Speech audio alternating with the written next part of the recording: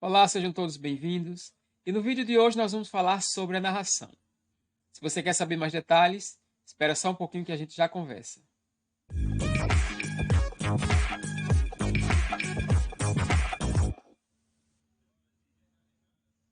Então, como eu falei, vamos abordar a narração.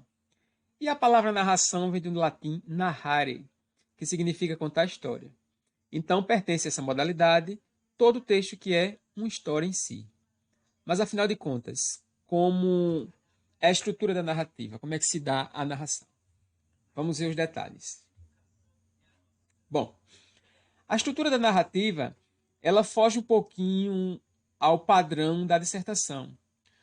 No vídeo da dissertação, nós vimos que ela divide-se em três partes, no mínimo: introdução, desenvolvimento e conclusão. Como a narração é considerada uma modalidade especial, a sua estrutura se diferencia um pouco dos outros textos. Então, ela se divide em cinco partes. Nós temos a apresentação, que é uma espécie de introdução. E qual é a função da apresentação?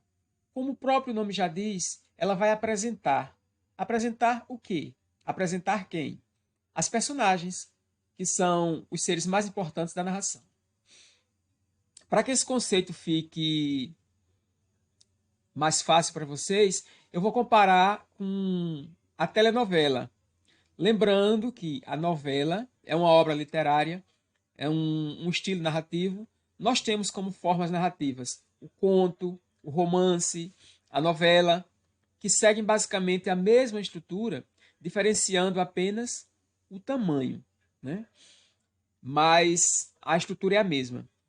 E aí a telenovela foi uma adaptação feita para a televisão.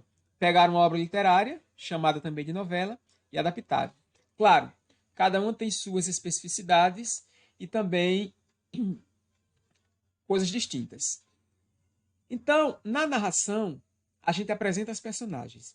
Então, como eu disse, traçando um paralelo com a telenovela, quem é noveleiro sabe que nos primeiros capítulos nos é apresentado as personagens.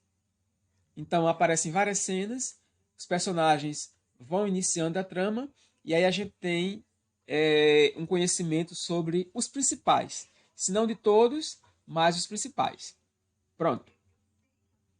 Feito essa primeira parte, as personagens foram apresentadas, aí vem o segundo elemento da narrativa, que é o conflito.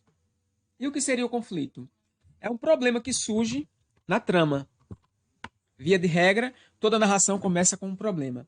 Geralmente esse problema ele vai afetar a personagem chamada de personagem principal, que é a mais importante da trama. Surgido o problema, nós passamos para a terceira etapa, que é a complicação, que é quando esse problema ele toma grandes proporções. Ou seja, há um agravamento da situação. Se o protagonista está prejudicado, daqui a pouquinho a gente vai falar sobre o protagonista. Se ele foi prejudicado, a situação vai ficar ainda mais complicada, vai se agravar ainda mais. E aí nós chegamos então à quarta parte, que é o clímax. O problema chegou num ponto que não dá mais para se sustentar. Ele tem que ser resolvido de forma positiva ou de forma negativa, mas ele precisa ser resolvido. E aí nós temos o clímax. E depois vem a quinta e última parte, que é o desfecho, que é a finalização da narração. Bom, lembrando que aquela história de e viveram felizes para sempre, isso aí é apenas nos contos de fadas. Na novela, novela enquanto obra literária, não necessariamente a história tem que terminar de forma positiva para o protagonista. Pode ser um desfecho favorável ou não. É aí onde entra uma diferença entre a novela, obra literária, e a telenovela, que é um produto para a televisão feita para o telespectador. Então, o que é que o telespectador quer? Que o bonzinho se dê bem e que o vilão se dê mal no final. Então, na grande maioria das telenovelas, o vilão se dá mal no final. Né? Ele é preso, ele morre, toda a trama é descoberta, então é dessa forma que se dá. Lembrando que isso é na telenovela, porque é um produto feito para um consumidor, que no caso somos nós, telespectadores. E aí, o que é que a televisão ganha com isso? Audiência. Tem todo um processo envolvido. São patrocinadores, são produtos que são expostos na telenovela. E aí há toda uma rede por trás. Por isso que ela foge aos padrões da obra literária, né? Tem esse diferencial. Então, basicamente, a estrutura da narrativa, nós temos a narração, a estrutura é essa. Nós temos a apresentação, nós temos o conflito, a complicação, o clímax e o desfecho, finalizando a narração. Diferente das outras modalidades que tem introdução, desenvolvimento e conclusão. Traçando um paralelo entre essas modalidades, a apresentação ela equivale à introdução do texto dissertativo. E aí, depois da introdução na dissertação, nós temos o desenvolvimento, né? Que pode ser um ou mais parágrafos. Então, o que seria o desenvolvimento da narração? O conflito, a complicação e o clímax. E a conclusão corresponde ao desfecho, né? Então, ela tem 5 partes, enquanto a dissertação ela tem 3 apenas, né? Bom, partindo agora para os elementos da narrativa. Quais são os elementos da narrativa? De que é composto a narração?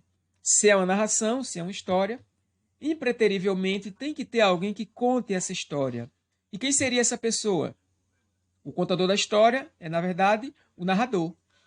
Então, é um dos elementos importantes.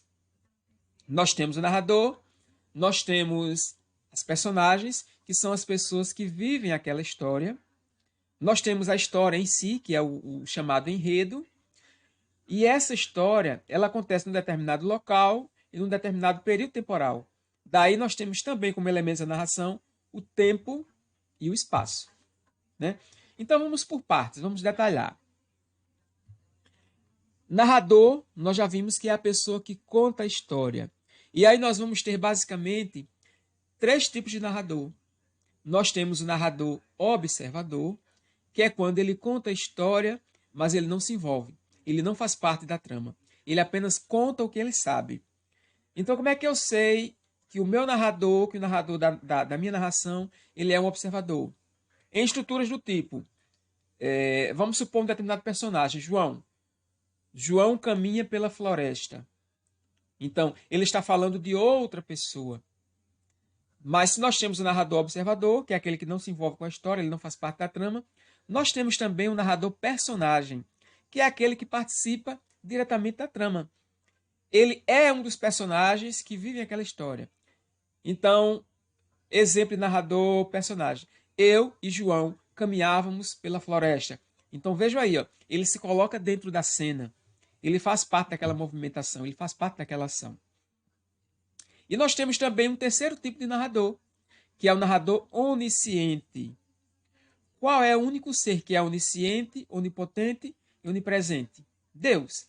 Ele é onisciente porque ele sabe de tudo. Ele é onipresente porque está presente em todos os lugares. E é onipotente porque é o Todo-Poderoso. Então, partindo daí, a gente tem a noção de narrador onisciente. É aquele que sabe tudo. Mas espera aí. E todo narrador, independente dele ser personagem, observador, ele não precisa saber tudo? Sim, o narrador precisa saber de tudo. Só que no caso do narrador onisciente, ele dá indícios, ele nos mostra, ele dá pistas de que ele sabe de tudo. Por exemplo, quando ele diz João e Maria caminham pela floresta, ele está sendo narrador observador. Já quando ele diz João e Maria caminham pela floresta, coitados, mal sabem eles o que os aguarda lá na frente. Então ele está mostrando que ele sabe do futuro da personagem. Então ele sabe o presente e sabe também o futuro. Ele sabe o que está acontecendo e sabe o que vai acontecer. Então, quando ele faz isso, ele mostra que ele sabe mais. Então ele é também onisciente.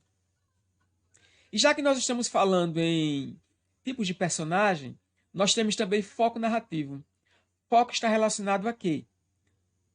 A foco, a focalizar, a visão, a ponto de vista. Então, o foco narrativo é o ponto de vista do narrador. Se o narrador ele é um narrador personagem, ele faz parte da história, então ele se inclui. Eu ou nós. Se ele é um narrador personagem, o foco narrativo se dá em primeira pessoa.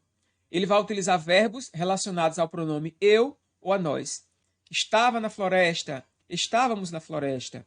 Então, como eles colocam na ação, primeira pessoa do singular ou primeira pessoa do plural. Quando o narrador é um narrador observador, ele apenas conta o que acontece com as outras personagens. O foco narrativo se dá em terceira pessoa, porque ele não se inclui. E quem é a terceira pessoa? Nós temos ele no singular ou eles no plural, né? Então ele caminha pela floresta, eles caminham pela floresta. Ele não faz parte da trama. Então foco narrativo em primeira pessoa e foco narrativo em terceira pessoa. Segundo elemento da narrativa, o segundo elemento mais importante, porque sem ele não tem narrativa, depois do narrador, é claro, são as personagens. E quem são as personagens? São as pessoas que vivem a história. E aí nós temos vários tipos de personagens. Nós temos o protagonista, nós temos o antagonista, nós temos o adjuvante, nós temos redondo, caricato, estereótipo, estático. Então, cada um tem uma função. Bom, vamos começar pelo mais importante, que é o protagonista. Quem é o protagonista? É o mocinho da história, é a mocinha, é o personagem principal, é o queridinho de todos, que todo mundo cai de amores por eles. É a vítima que vai sofrer as consequências daquele conflito que a gente viu lá na estrutura da narrativa. Se nós temos o mocinho, nós temos o bandido, o vilão. E quem seria o vilão? É o antagonista. Eles estão ali, ó, batendo frente a frente. Nós temos o protagonista e o antagonista. O antagonista é quem cria situações, é quem mente, é quem arma, é quem engana e quem tenta de todas as formas prejudicar o protagonista. E lá no final, ele pode se dar mal ou não, né? Dependendo muito da linha que o narrador escolhe. Que o autor, aliás. O narrador apenas vai contar. Tem diferença entre narrador e autor. O autor é quem cria a história. O narrador é quem conta. Parece complicado, mas não é. Então, essa é a função do protagonista. Mas e aí? O protagonista vai lutar sozinho contra o antagonista? Não. Ele tem seus ajudantes.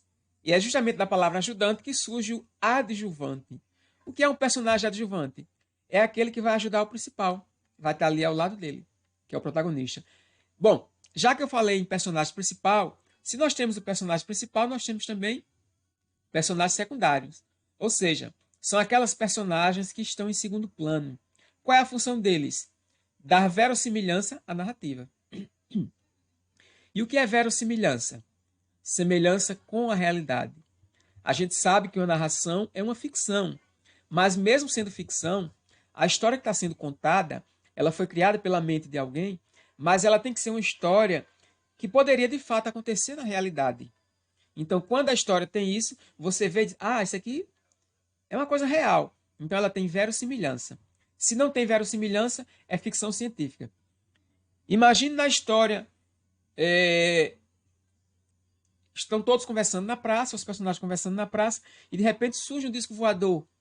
Isso não é verossimilhança, porque até então, pelo conhecimento que nós temos, nenhum disco voador chegou e aterrissou. Então, a história, a narração, ela precisa ter verossimilhança, porque se ela não tiver, ela torna-se uma narração científica, né?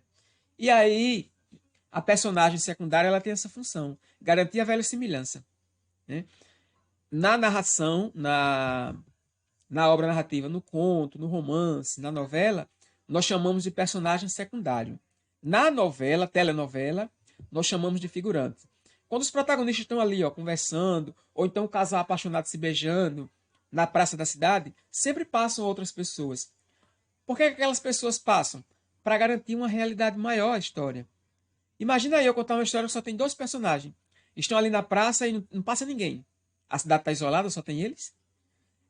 A história de uma sala de aula, dois personagens apenas, e os demais alunos. Não existe sala de aula com dois alunos, né? Então, essa é a função do personagem secundário. É garantir uma realidade, uma veracidade maior para a história. Bom, deixa eu dar uma olhada aqui na minha colinha. Próximo personagem. Personagem redondo.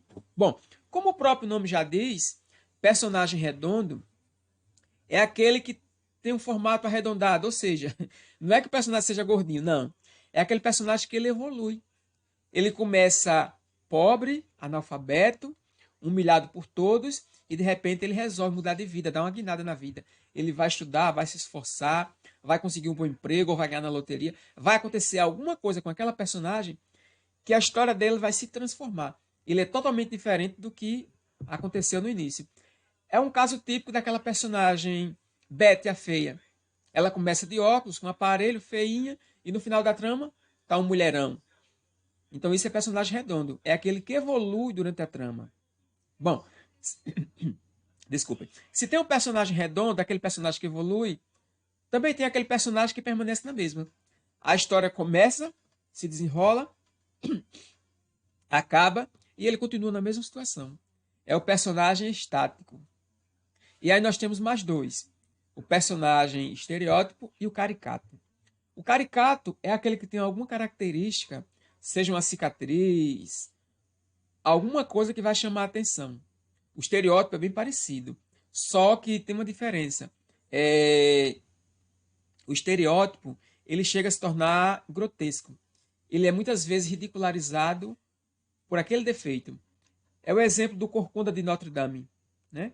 Então ele é um personagem estereótipo.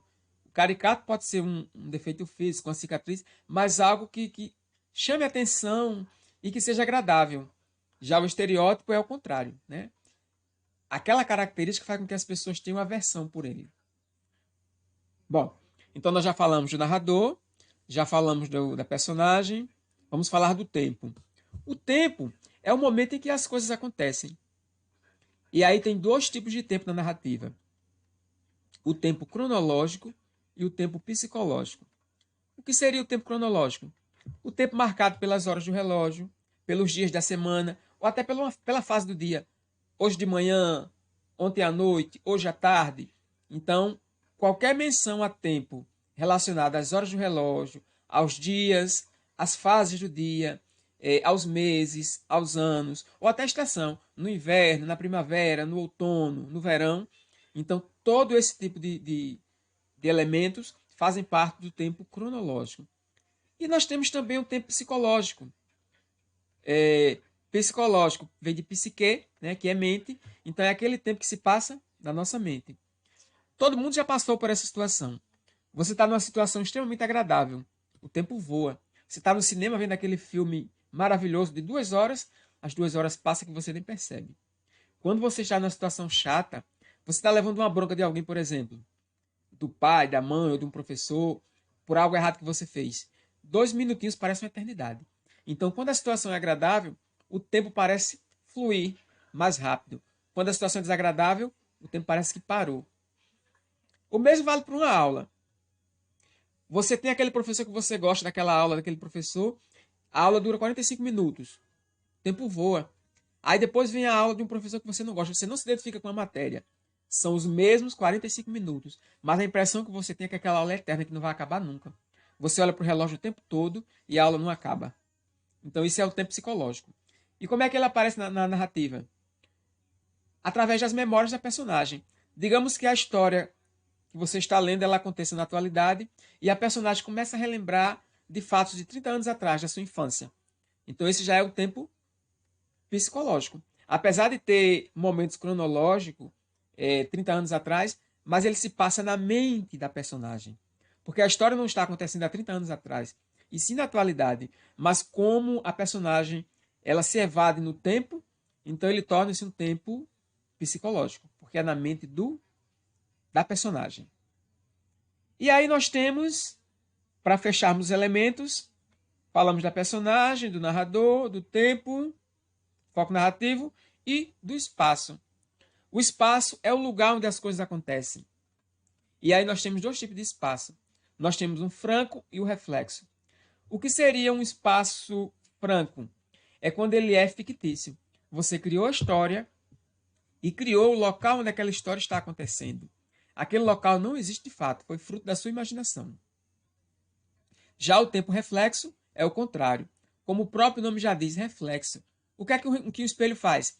Você se coloca diante do espelho, ele vai refletir a sua face, ele mostra a realidade. Então, o espaço reflexo é aquele que é um reflexo da realidade.